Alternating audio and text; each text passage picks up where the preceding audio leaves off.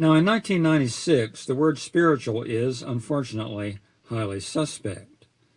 Yet, the changes in consciousness and in conscience that characterized and energized the 60s were of a sort that could only be described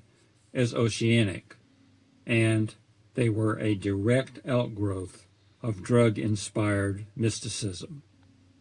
Thus, I contend that to talk about the 60s today without talking about, say, psilocybin, marijuana, and LSD,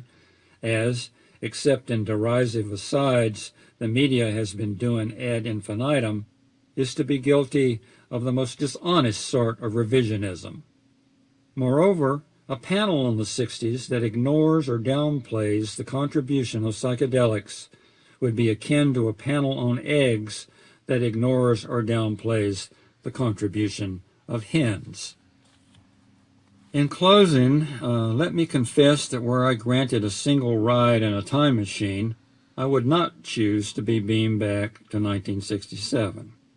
No, as indelibly as that year is branded in the tissue of my memory, as exhilarating as it sometimes is to evoke, I've been there, done that, and I'd probably elect to travel instead to Paris during La Belle Époque,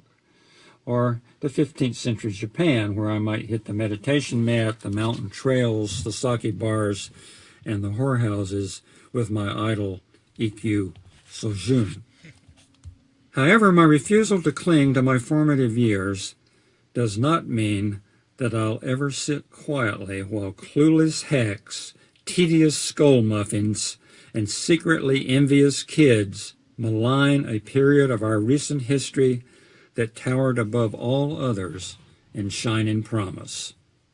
regardless of the fractures that promise may have suffered when it eventually fell off the ladder.